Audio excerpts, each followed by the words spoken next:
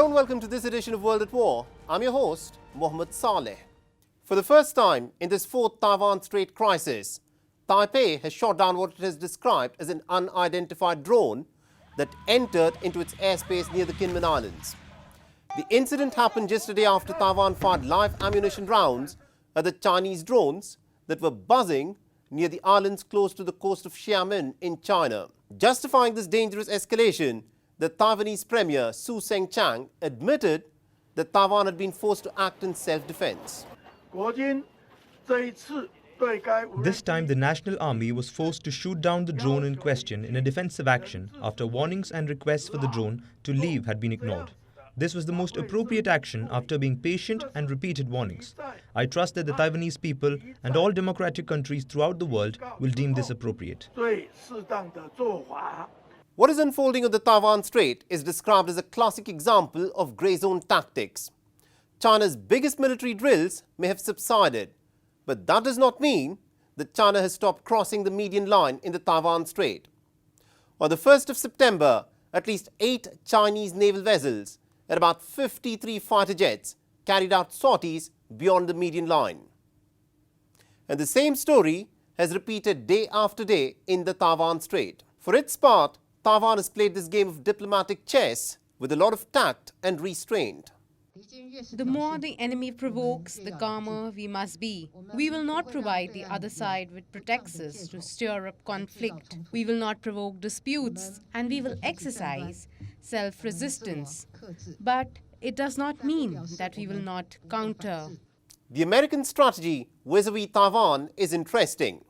With its policy of strategic ambiguity, the United States has assured Taipei of its support in case of a Chinese invasion. But Washington must answer one crucial question. Has Nancy Pelosi's visit to Taiwan made the autonomously governed island a more secure place, or has it thrust Taiwan front and center into the Chinese line of fire? Before the visit, neither the White House nor the Pentagon was convinced that Nancy Pelosi should visit Taipei. Well, I think that the military thinks it's not a good idea right now, but I don't know what the status of it is. But since then, there have been repeated U.S. delegations that have visited Taipei one after another. On the 29th of August, the U.S. Navy's 7th Fleet sailed 2 warships, the USS Antietam and also the USS Chancellor's Will, through the Taiwan Strait. On the face of it, these concerted visits show a strong American backing for Taiwan. But is it American benevolence and goodwill that has positioned Washington to stand so stoutly behind Taipei? Jessica Chen Weiss, who had earlier served as a senior policy advisor to the US State Department, has opined that Washington, by describing Taiwan as a vital asset for the United States' interests, is actually feeding Beijing's belief that the United States seeks to use Taiwan to contain China. So this is another crucial question that Washington must answer.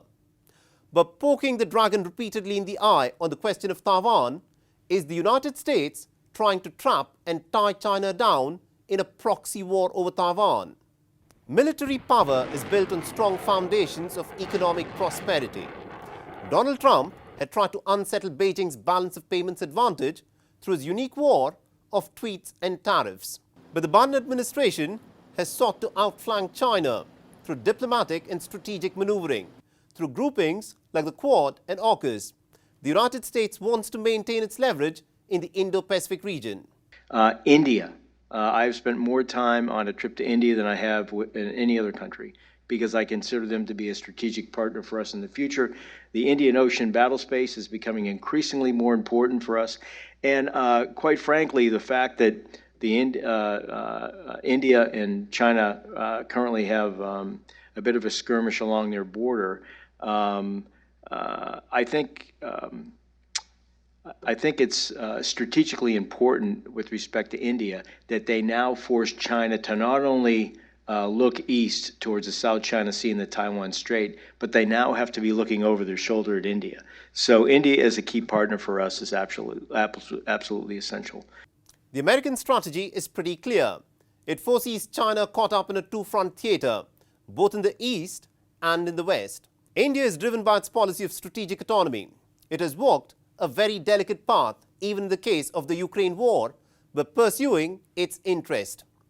What is unfolding in the Taiwan Strait is a head-butting contest between the two superpowers of the 21st century. And this new great game will keep the waters of the Asia-Pacific region pretty turbulent for many decades to come.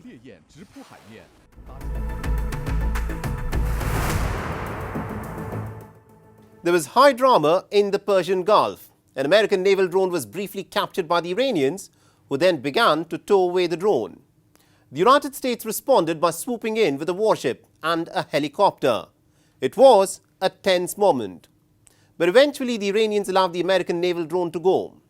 So what was the American drone doing in the Persian Gulf?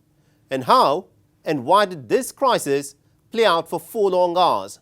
Our next report gets you the details. It's not every day that you hear of an incident like this.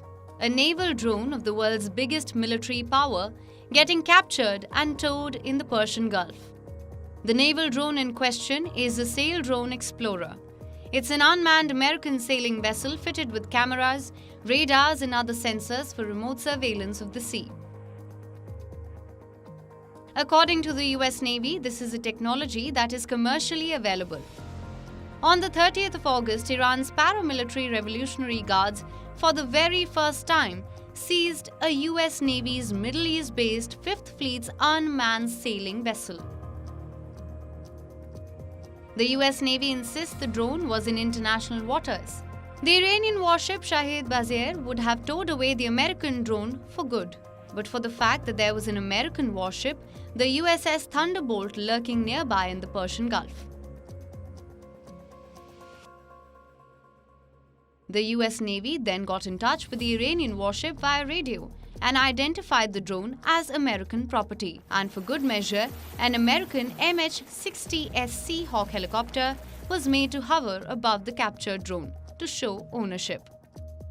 Fifth Fleet has it well in hand in terms of patrolling the waterways there and maintaining situational awareness in terms of their capabilities and assets in the region.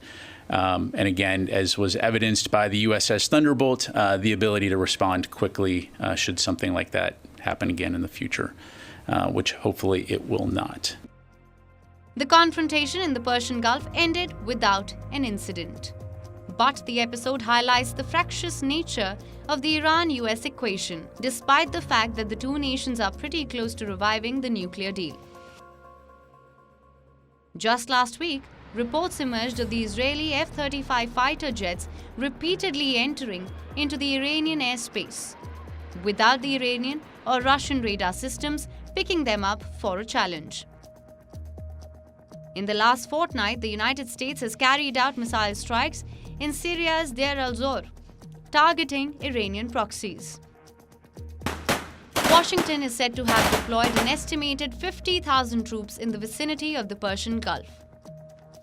If the Joint Comprehensive Plan of Action, informally known as the Iranian nuclear deal, is revived, it will ease the tensions between the two nations considerably. Otherwise, we can expect to see more cat-and-mouse games, as was witnessed over the unmanned sailing vessel in the Persian Gulf.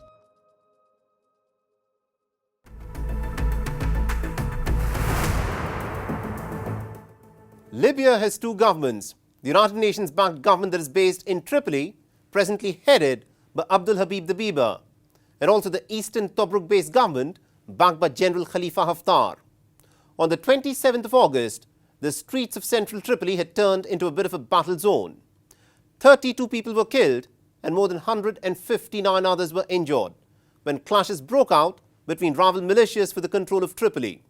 So what sparked this violence, and why has Libya not been able to establish a stable united government, even though it's more than 10 years since Muammar Gaddafi was deposed and killed? Our next report gets you the details. Loud gunfire rang through the neighborhoods of central Tripoli. After a hiatus of 2 relatively quiet years, rival militias were out on the streets of the Libyan capital. This was an attempt by the faction supporting Prime Minister Fatih Bashagha, who heads the government in the eastern city of Tobruk, backed by General Khalifa Haftar, to oust the United Nations-backed government of Abdul Habib Dbeiba.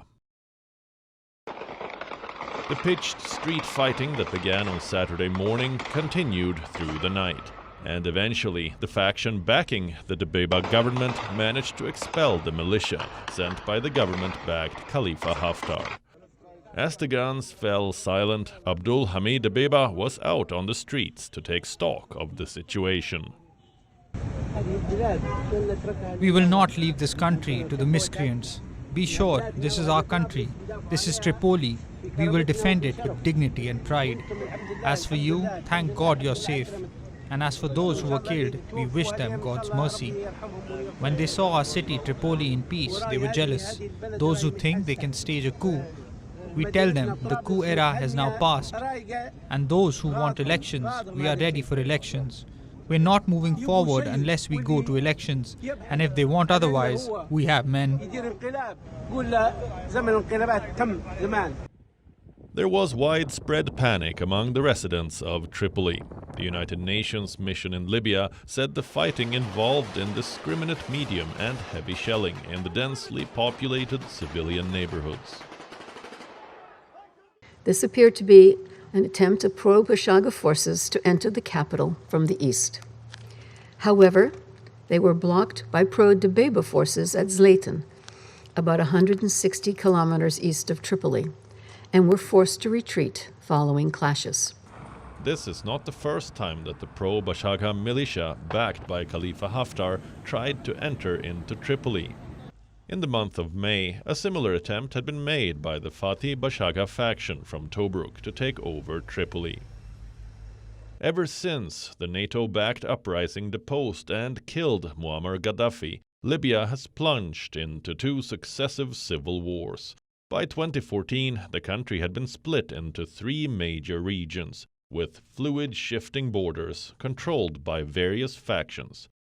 Libya produces 1.2 million barrels of crude oil per day. It is this price and the faction-ridden political system that has turned the country into a turf for different foreign powers to flex their military muscle. Khalifa Haftar-propped government in the east is backed by the United Arab Emirates, Egypt, France, United States, and Saudi Arabia, while the UN-backed government in Tripoli has been militarily helped by Turkey, Qatar, and Italy. The political process in Libya lies in tatters, and every faction, goaded and armed by the bigger powers behind them, is biding its time to stage its next assault. So, although peace prevails for now, it is only a matter of time before Libya descends into more violence.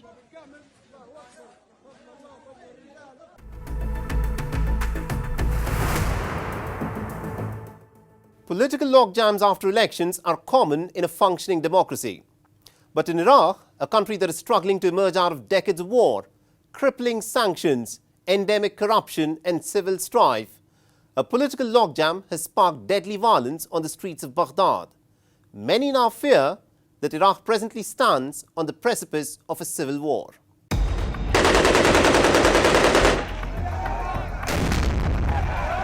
The trouble started on the 30th of August.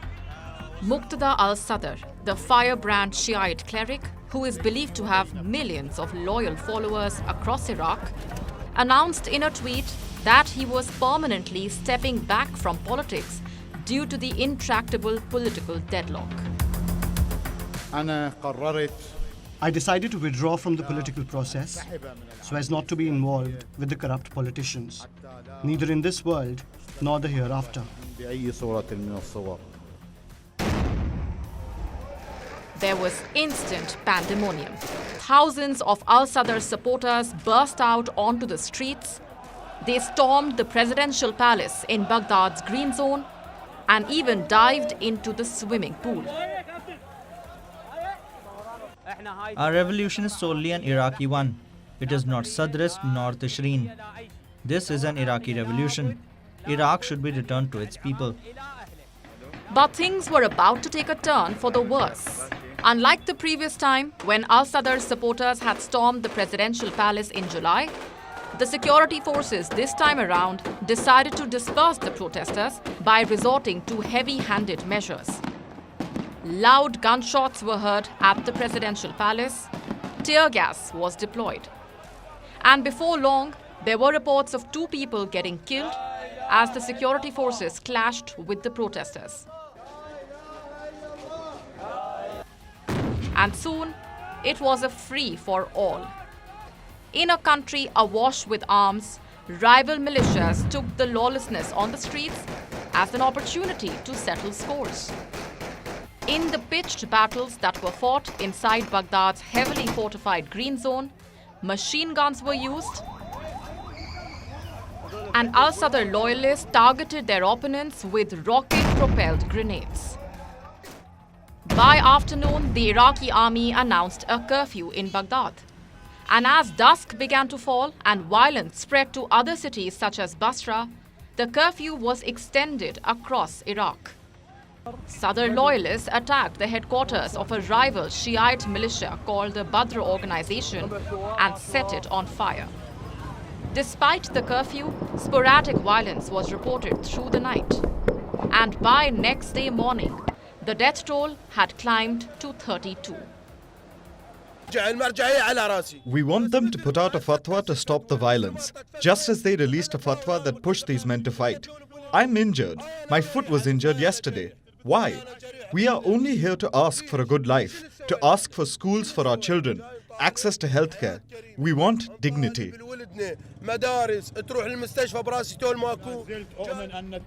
Eventually, Muqtada al-Sadr was forced to appeal for calm. Condemning the violence, he asked his followers to withdraw from Baghdad's green zone as bloodshed, he said, had no place in his revolution. Al-Sadr has positioned himself as a nationalist who opposes all foreign interference, whether from the United States or from Iran in Iraq's politics. He has demanded early elections as a way out of the deadlock.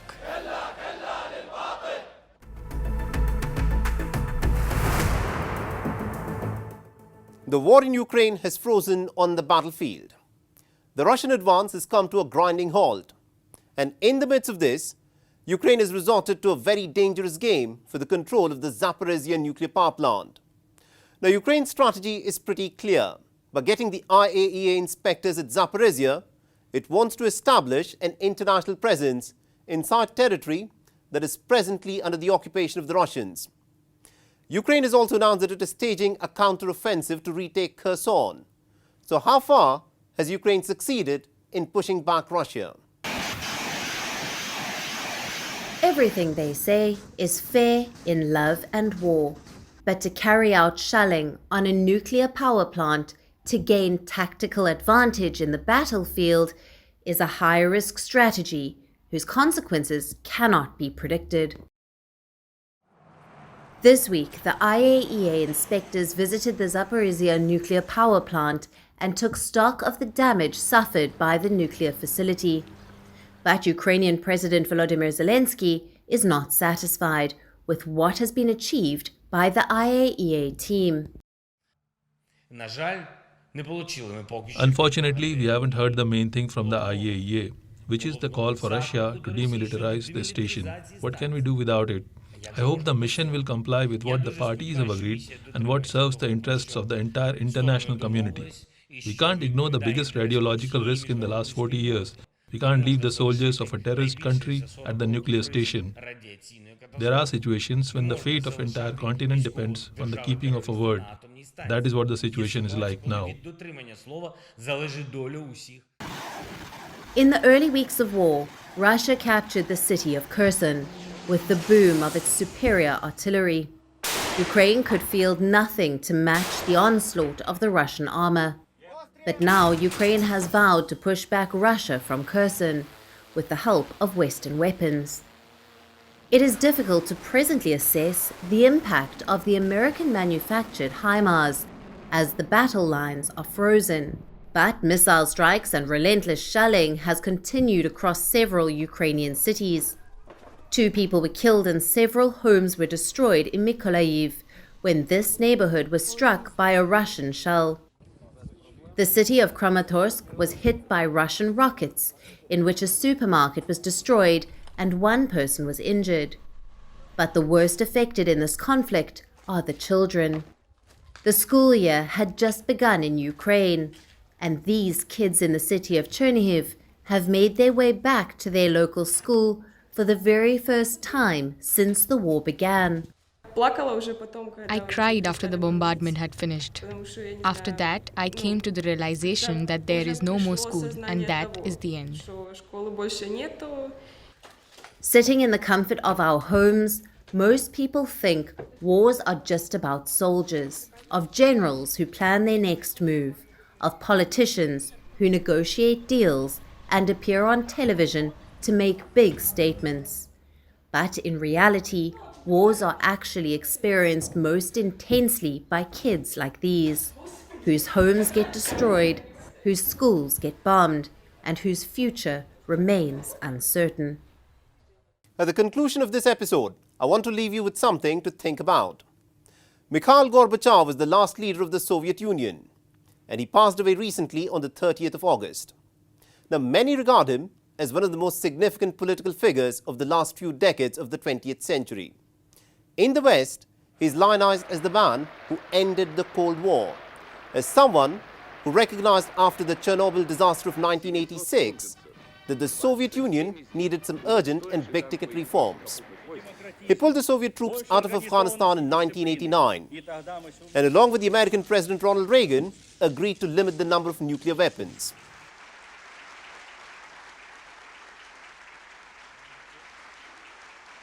Domestically within Russia, he introduced the policy of glasnost and perestroika, allowing for enhanced freedom of speech and press, and decentralization in economic decision-making. He was duly awarded the Nobel Peace Prize in 1990. But within sections in Russia, he's seen as a man who presided over the dismemberment of the Soviet Union. The current Russian President Vladimir Putin describes the dissolution of the Soviet Union as the biggest catastrophe of the 20th century. And this has been reflected in the muted ceremonies that have been conducted in Russia as it bid farewell to the man who brought down the Iron Curtain and opened the world for the Russian people. So what kind of a leader was Mikhail Gorbachev?